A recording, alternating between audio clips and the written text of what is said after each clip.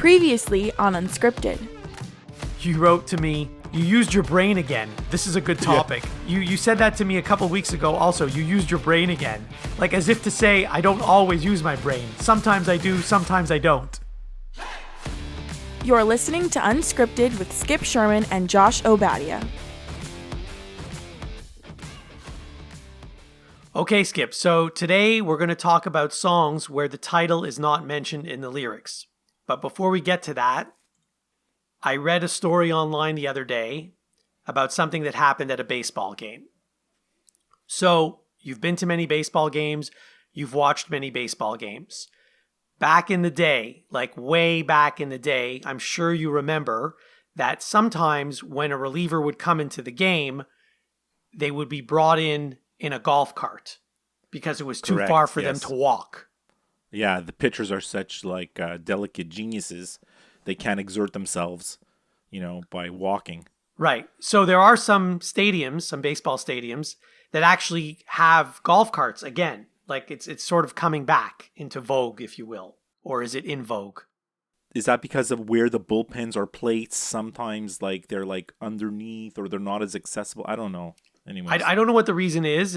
I don't think many ballparks have it, but there are some that have it. So I don't know if you saw this. This was in Washington, and they were playing against Minnesota. So Minnesota brought in their reliever, Steven Okert. And you don't have to take the golf cart. You could walk if you want to, but he chose to take the golf cart. And then, as he's getting out of the golf cart, out of his back pocket, he pulls out a $5 bill and he tips the driver. That's amazing. It was hilarious. And I don't think the driver was expecting it, obviously. But like the guy has money in his pocket of his baseball uniform? Well, this is what he said. He said, I was carrying it the entire series, waiting to get into a game. He said, it's probably the 8th time that I've ridden the bullpen cart, but it's the first time I've ever tipped the driver. Crazy. I absolutely love it. I'd love to meet this guy. So then he says later on, if there was an app like Uber or something, I would have given the driver 5 stars. It was a great ride in. That's beautiful. All 10 seconds that it took, probably.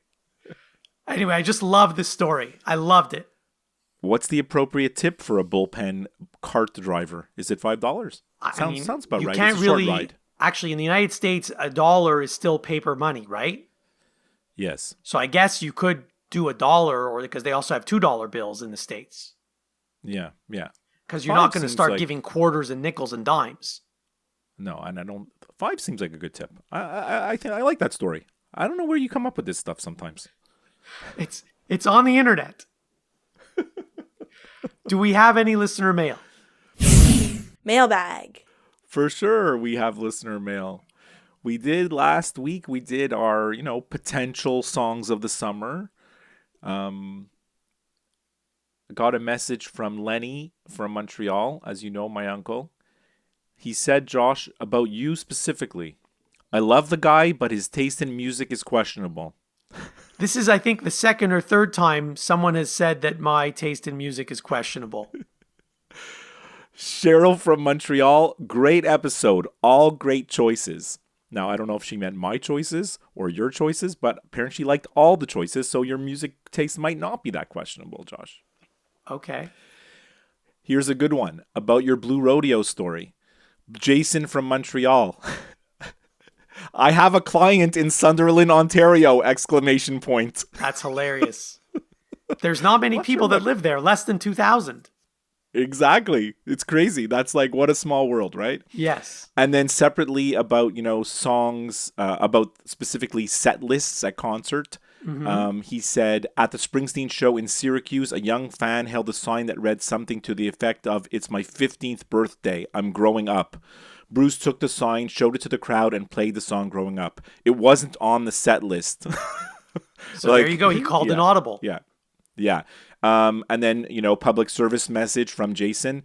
Check out the website setlist.fm. You can search any concert, any venue, and see the set list of every concert. Now, I realize that sometimes that website is not 100% accurate, especially like if you check like the day after a concert, because people make up random nonsense, but then usually those things get corrected. I go to that website all the time. Thanks, Jason. We got a message from Hope Taylor from Montreal. She gave us her top 5 potential songs of the summer. I don't even know most of these bands, Josh. Well, I know some of them. Popular by The Weeknd, Truth or Dare by Tyla, Lunch by Billie Eilish, Time to Pretend by MGMT, and she says the song of the summer is going to be Champagne Coast by the band Blood Orange. Have you heard of that group? Oh. I've heard of the song by MGMT. Okay, good. Oh, look at you. And then an update, my personal update about the song of the summer. After we did last episode, now 2 weeks have passed, and as you know, a lot of things can change.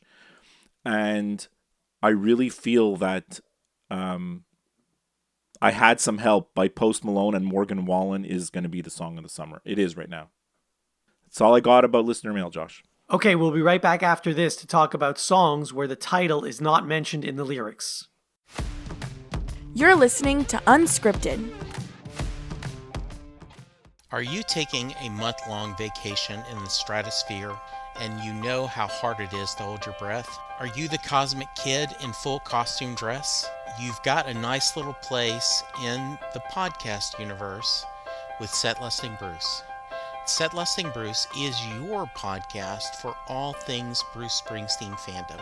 We discuss his music, we talk about his tour, and we also talk to fans of other musicians and share their story of their passion, their fandom, and the way that their favorite artist's music makes them feel. Set Listing Bruce, a Bruce Springsteen fan podcast, is available wherever you find podcasts. Remember, there is magic in the night. And now, back to Unscripted. Okay, Skip, we're back. So I texted you earlier in the week with a potential topic, this very long titled episode about, songs where the title's not mentioned in the lyrics. When I texted it to you, I thought, I had a couple in mind, obviously, but I didn't realize how many there were going to be. So when I started to do my list, now, not only did I come up with 31 potential songs, so already, I had a big work ahead of me to try to get to 5. Out of my 5, and then there's out of my 5, but then not just out of my 5, some in my honorable mentions, but just specifically out of my 5. These are some of the most iconic songs in history. Never mind that they made a top 5 list on Unscripted podcast. These are songs that everybody knows. They are the most critically acclaimed, they're the most well-known. These are iconic songs. And I'm kind of excited to give you the list. I'm kind of happy about my list. I'm very happy about it. Okay, so I'm also very happy with my list. This could also be a 2-part episode. Maybe we should do that so we don't have to think of a topic for our next episode. We just do 5 today and another 5 on our next episode. We could. Yeah, because you know what? There are songs that are in my honorable mentions that as I was writing them down, I was like, oh, that's in the top 5. I'm like, oh, this has to be in the top 5. And then they're not.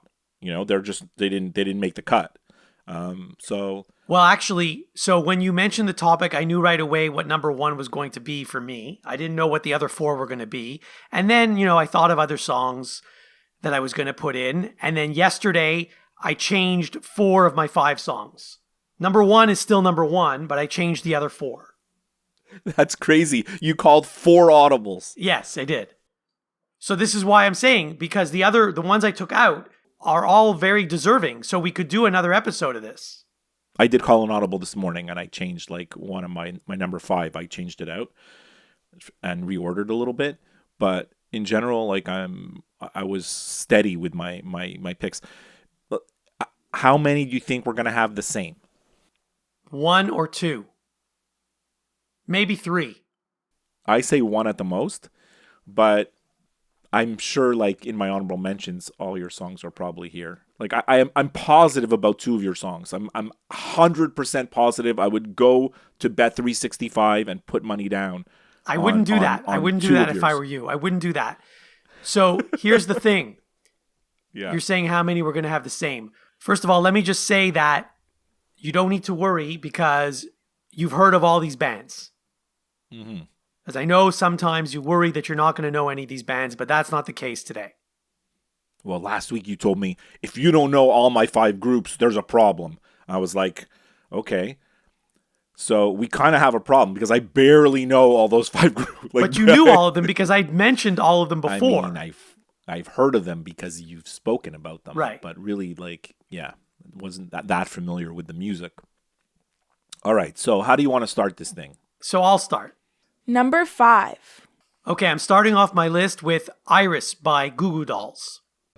And I don't want the world to see me, 'cause I don't think that they'd understand.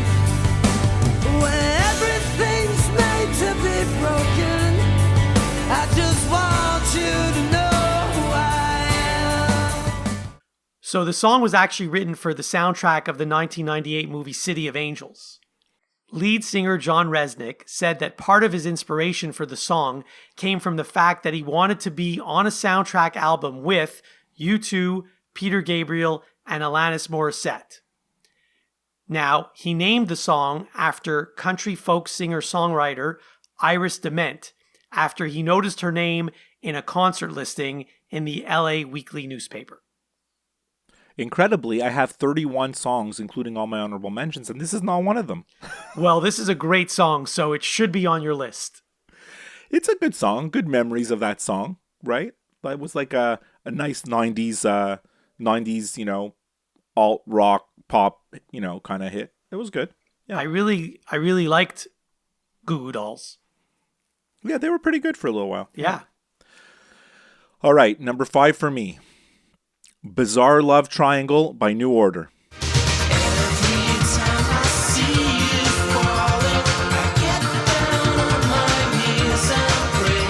It's from the 1986 album Brotherhood.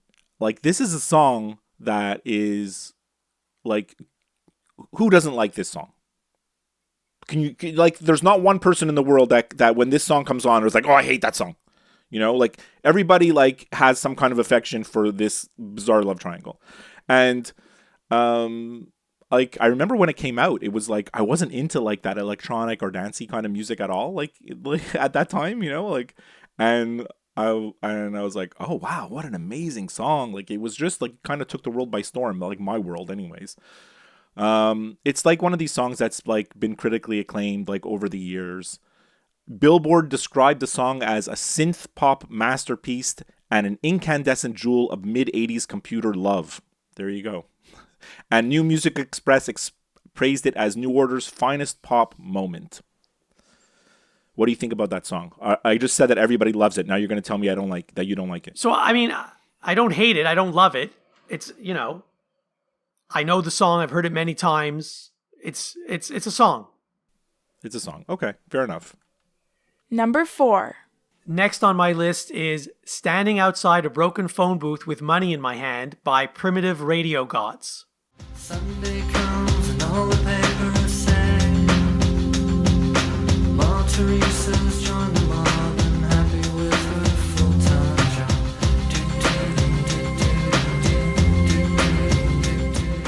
This could be one of the longest titles for a song in the history of music. I forgot that this song existed. I know, because Primitive Radio Gods were a one-hit wonder, which, by the way, that could be another topic for another episode. Mm-hmm. So the song was featured on the soundtrack of the 1996 movie The Cable Guy. The chorus of the song consists of a sample from the 1964 B.B. King song, How Blue Can You Get? And the lyrics of the song describe a troubling relationship in which two people cannot connect on an emotional level. The song's title is a reference to the unrelated song, Outside a Broken Phone Booth with Money in My Hand by Bruce Cockburn. Wow, amazing. Absolutely amazing. Like, honestly, like, I would have never thought about that song in a million years if you wouldn't have mentioned it. Like, I don't even know how you remembered it. Well, in doing research, I told you I changed 4 of my songs, and this was one of the audibles that I called. Beautiful.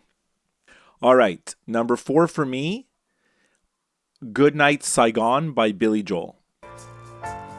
We met as soulmates on Paris Island. We left as inmates from an asylum. And we were sharp as knives. And we were so gung-ho to lay down our lives. This song is from his 1982 album, The Nylon Curtain. Josh, are you familiar with the song? It's not that well known. I'm not familiar with it, no. Yeah. So, I mean, like, the song is about young American soldiers in the Vietnam War, you know, from the time they get to, like, basic training to the war itself, and then the coming home part, which is impossible to adapt. And it has this very, like, recognizable beginning with these helicopter sounds, which is, like, kind of intense. It's kind of a heartbreaking song and beautiful song, like, also. It was described by Music Critic as the ultimate pop music epitaph to the Vietnam War. I always find it an incredibly sad song, and I really love listening to it. Number 3. Okay, so you asked me if I was familiar with that song. Are you familiar with the next song on my list? Let's hear it. A Day in a Life by a band called the Beatles.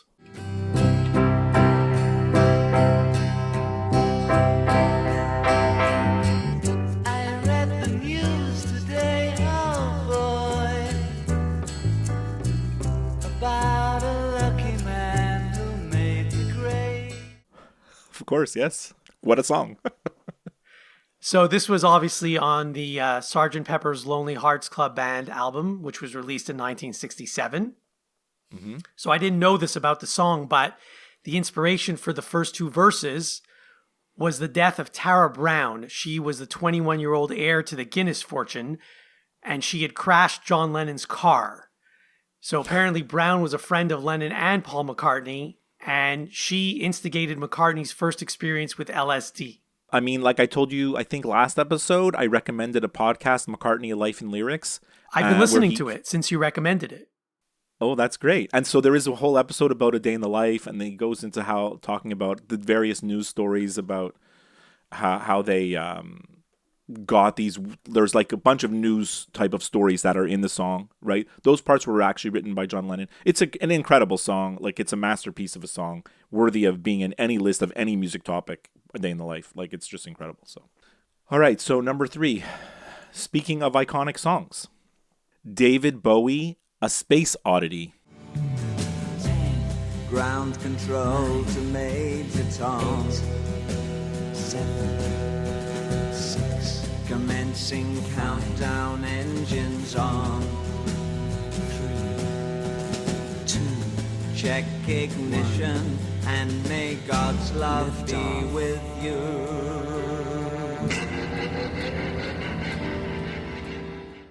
This song is the opening track of David Bowie's 1969 album, his second studio album. And as you know, it's like the tale of a fictional astronaut named Major Tom.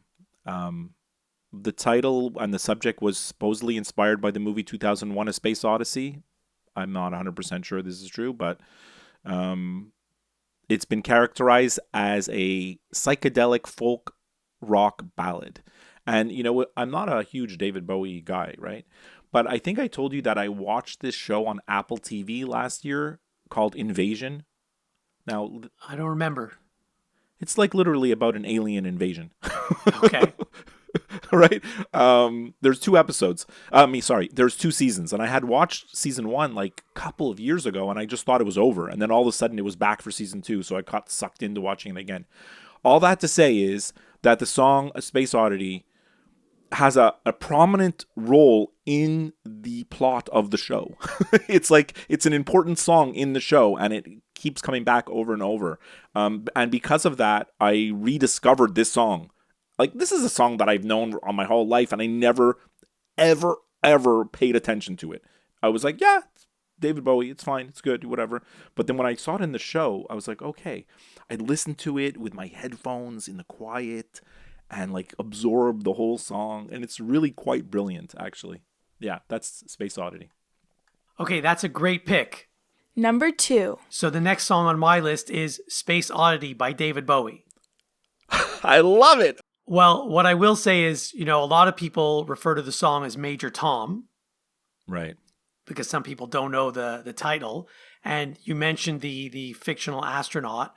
So Bowie actually revisited the Major Tom character in his later singles, notably the sequel song Ashes to Ashes. Right, yeah. And then in another episode, I think, didn't you mention the song in another episode, the song by Peter Schilling, Major Tom Coming Home? Did we talk about that song before? Yeah, that might have been in the soundtrack of that movie that you didn't like, that I was watching on television. That movie that was kind of like a James Bond movie, but with Charlize Theron. Oh, Atomic Blonde, yeah, okay. I think that song might have been in that movie. I think that's why I mentioned it. Gotcha. Well, we're flying through our list, Josh. We are. So number 2 for me is the Beatles, A Day in the Life. So we did have to correct the same so far. That's amazing. Yeah. I thought you would have the Beatles in your list. That was like what I was pretty confident about. And Space Oddity, I didn't think you'd have. So that's kind of cool. As you mentioned, it's from the 1967 album Sgt. Pepper's. It's the last song on the album. I wrote my own quote. Like, is this the greatest song by the world's greatest band? Like, maybe it is. Like, a lot of people think it is. Like, I mean, if you wanted to, we did our top 5 Beatles songs, so we can go and revisit what we chose when we did our top 5 Beatles songs. I think we actually did top 7 at that time. Right. I don't remember what I had put. It's such a long time ago. I think I had like the Golden Slumbers medley, like the end of the Abbey Road album. I think that is my favorite. Anyways, back to A Day in the Life. Like you said, the lyrics were inspired by, actual news stories, like you said, the Guinness, the car crash, and then also like the 4,000 holes in Blackburn, Lancashire, right? This is like something that John Lennon happened to read in the news that day, and they wrote a song about it. Rolling Stone ranked it as number 26 on the 500 greatest songs of all time, and also in 2010 they deemed it as the Beatles' greatest song. You can read and read and read like a million articles. Like the Wikipedia page just about this song is humongous, because there's so much to say about, like, if you're into songwriting and instrumentation and orchestra and arrangements, like, this song is clearly, like, most people say it's like one of the most influential songs ever that affected how music production was done for years to come afterwards, right? I mean, so much of the Sgt. Pepper album is that anyways. It's the way they recorded it on multi-tracks that didn't exist before. They used to roll a tape and play the songs, right? That's how they used to record albums. And then, the Beatles came along and, like, they revolutionized, how basically music was done with different instruments and orchestras. And, like, now it's normal for, like, you might hear a pop song, rock or whatever, and they have a full orchestra in the background. Like, that didn't exist before, Mm-hmm. So, anyways, that's the Beatles, A Day in the Life. Excellent choice. How could I disagree with it? Yeah. Okay. I think you're at number 1 already. Number 1. I am. And this was the only one that I didn't change when I changed my entire list, because I knew this was going to be number 1 from the second you suggested this topic. Baba O'Reilly by The Who. Out here in the fields, I fight for my meals. I get my back into my living. Unexpected, Josh. Very unexpected. Everyone calls this song Teenage Wasteland. So it's from the album Who's Next, which was released in 1971. So the song title refers to 2 of Pete Townshend's major inspirations at the time: Indian spiritual master Meher Baba and American minimalist composer Terry Riley. And according to Townsend, at the end of the band's gig at the 1969 Isle of Wight Festival, the field was covered in rubbish left by fans, which inspired the line Teenage Wasteland. And in another interview, Townsend said the song was also inspired by the absolute desolation of teenagers at Woodstock, where audience members were strung out on acid and 20 people had brain damage. I love it. Now, the other thing I want to tell you about this song, which you know if you've heard it, there's a great Keith Moon drum solo in the song. I mean, it's a great song. It really is a great song. I didn't know you're a fan of The Who at all. I didn't. Well, I mean, my brother was a big fan of The Who, so I heard a lot of Who songs when I was growing up. Right. Like in my mind, like I just said, like, are the Beatles the greatest band, and is that their greatest song? Like, really, when you talk about like the greatest bands of all time, like not enough people talk about The Who. Like I always feel like Pete Townsend was a genius of a guitar player. Well, he still is. John Entwistle, like maybe the greatest bass player ever. Keith Moon, maybe the greatest drummer ever. Like they're really like a super group like that didn't like formed like they are a super group, right? So like not enough people talk about The Who like when they talk about like the most influential and greatest bands ever. Okay, I'm at number 1. You are. It's the song called The Weight by The Band. Take a load off Fanny. Take a load for free. Take a load off Fanny. And you put the load right on me. So that's from their 1968 album Music from Big Pink, which is regarded as like their greatest album and also like one of the most influential albums of all time that many artists of the day point to as like one of their influences. And it's a beautiful song, which, you know, one of these songs where you don't always want to know all the meanings, but it's a song about a visitor's experience in a small town. You know, they mention like they mentioned the town Nazareth. The song's filled with all this like religious imagery and maybe like lyrics in a sense. It was listed by Rolling Stone as number 41 on the greatest songs of all time. Pitchfork Media named it the 13th best song of the 60s, and the Rock and Roll Hall of Fame named it one of the 500 songs that shaped rock and roll. I mean, it was never a hit, but I think it's probably the band's most well-known songs, right? Yeah. Great choice. I like your list. So it's a good thing I did not bet on your picks, the ones that I thought for sure were going to be on your list. I did tell you not to bet. I told you. Because I was so sure. Because I know which song you thought was going to be on there. I know which song you were talking about. Go ahead, which? Elderly Woman Behind the Counter in a Small Town by Pearl Jam. 100%. I was sure of that. And also, I was sure that Blur Song 2 would be there. Right. These are on my honorable mentions. Those two plus Basket Case by Green Day, Adam's Song by Blink-182, and Smells Like Teen Spirit by Nirvana. So those are all your honorable mentions. So those songs were actually all on your list, and then you changed them out. Correct. So after you heard about my bet, there was tampering to make me lose. No. I changed this before I knew about your bet. So honorable mentions for me, Stewart's Coat by Ricky Lee Jones. It's an obscure song that you've never heard of for sure. Pearl Jam, Elderly Woman, what you just said. Pearl Jam also has Yellow Ledbetter, which is a good shout. U2 has a million songs, including The Unforgettable Fire. Blur, Song 2. Tom's Diner by Suzanne Vega. Coldplay, Viva La Vida. Bruce Springsteen has several songs, including Valentine's Day. I mentioned New Order. They also have True Faith. Like New Order has a lot of songs like that. Suede Head by Morrissey. Subterranean Homesick Blues, Bob Dylan. And he also has Positively 4th Street. I mentioned U2, Unforgettable Fire. They also have Bad and A Sort of Homecoming. Billy Joel, Scenes from an Italian Restaurant. It was questionable. Like, there's some lyrics that are in the song, so not exactly the title, but you know they do say our favorite our Italian restaurant, so it's like it was questionable. Plush, Stone Temple Pilots, Bruce Springsteen, I already mentioned. Valentine's Day, he also has Open All Night, Meeting Across the River, Incident on 57th Street. And then Led Zeppelin has a whole bunch, including the Immigrant Song. Actually, I was going to mention, I forgot to say this at the start. We could have narrowed this category to just Led Zeppelin songs and still come up with 5 different songs each. Led Zeppelin, there's a million. There's a million.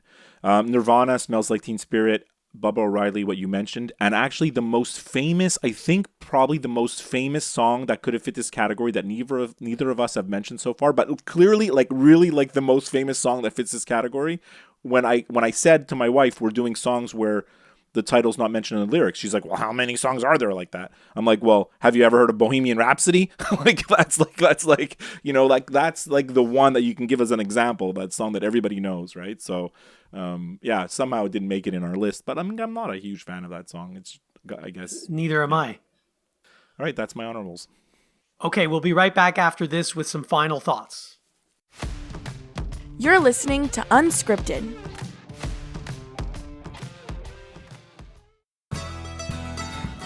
Do you know John Hyatt songs? Maybe you know them from being covered by Roseanne Cash, Three Dog Night, the Neville Brothers, Emmylou Harris, Eric Clapton, B.B. King, Jeff Healey, Bonnie Raitt, or literally hundreds of others. Maybe you have some of his albums on your shelf or in your cow-horned Cadillac right now. I'm Jesse Jackson. And I'm Sylvan Groff. And we're going to dive in from A to Z. Join us on the Perfectly Good podcast. We're going to discuss all of your favorites and uncover some forgotten gems, from Aces Up Your Sleeve to Zero House. Rate and debate every John Hyatt song on the Perfectly Good podcast. Have a little faith. Unscripted with Skip and Josh is available wherever you listen to podcasts. If you listen to the show through Apple Podcasts, please leave a review. To interact with the show, send an email to skipandjoshshow@gmail.com. Follow the show on Twitter and go to Facebook to like the show page. And now, some final thoughts from the guys. So, Skip, you know how the Sedin twins were both on the Vancouver Canucks for many years? Of course, yes. So, I didn't know this, but there are twins on the San Francisco Giants, Taylor and Tyler Rogers. I didn't know that, but I saw him pitch the other day, one of them. I caught part of a game and he was pitching. Right. So the only reason I mentioned this is because apparently they are so identical that they are able to open each other's phones with face recognition. Well, I think that probably happens for a lot of twins. No, identical twins. I don't know. Does it? I don't know. This is a great question, actually. So wait a minute. But one of these pitchers, isn't he... like Tyler, I don't know the difference, but they throw like sidearm, right? Or do they both throw sidearm? One of them definitely does. I don't know if they both do. Okay. I mean, this is like a question for like technology, right? Like, can an identical twin open up their twin's phone? Well, apparently these two can. I love it. I think that's an amazing story. I heard a story also about them when they were in school. I don't know if this was elementary school or high school. They decided to go to each other's classes one day for fun. Yeah. And then apparently one of them had a test that day and the other one didn't know. So he failed that test.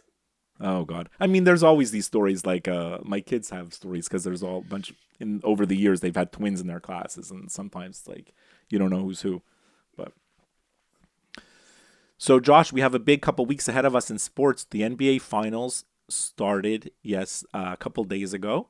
And the Stanley Cup Finals is starting this weekend. Like, tell me, who are you cheering for in both of those things?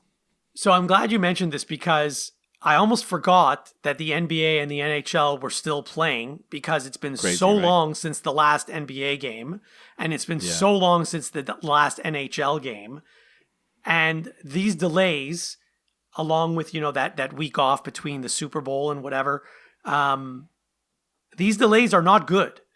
Because then what happens is, other than the Super Bowl, in all these other sports, the only people who are going to watch are the fans of the two teams that are playing. If they would have started these series earlier, you would have had some momentum from the previous round.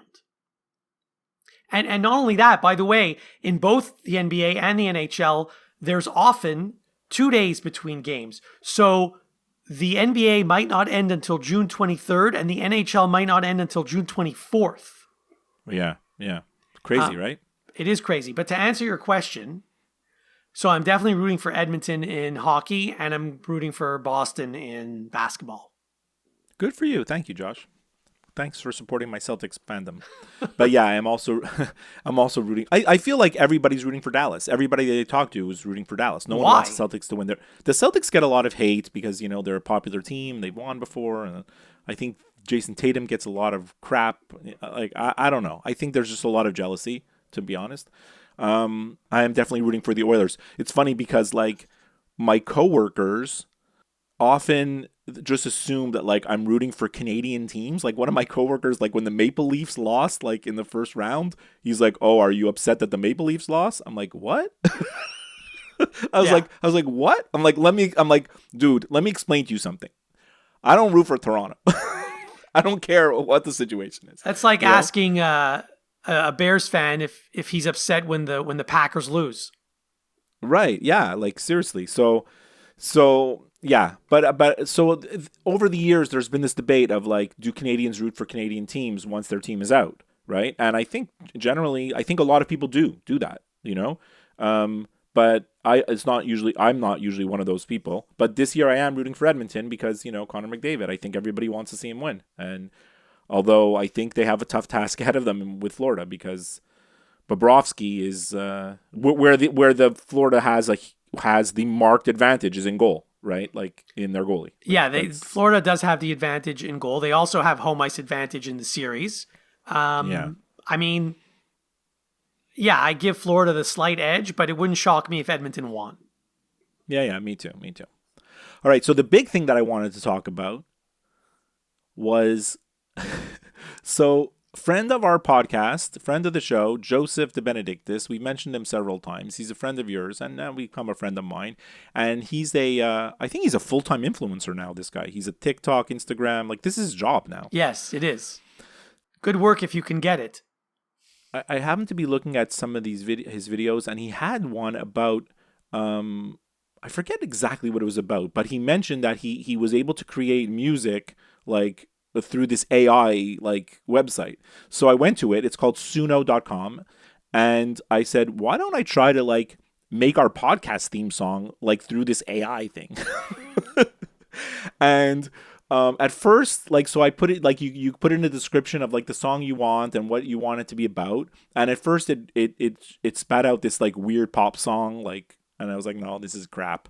And then I tweaked it and I asked for, like, a rock song. And it's the song that it gave is actually really cool. Like, it's first of all, I sent it to you and you're like, oh my God, this sounds like Blink-182. Like, it sounds like. It really does. It really does. Right. So I'm really quite happy with it. I listened to it a few times. I think it's really funny and cute and well done. And what I'm going to do is I'm going to play it at the end. I'm going to put it in at the end of the episode. So hang on to the very end after we sign off, and you can hear our new theme song, our potential new theme song. Great, I love it. It was great talking to you about music again. I'm happy this week that we actually had some stuff in common instead of, like, obscure stuff that I never heard of. And I'll talk to you next time. Have a great week. Skip the jaws from the mic today.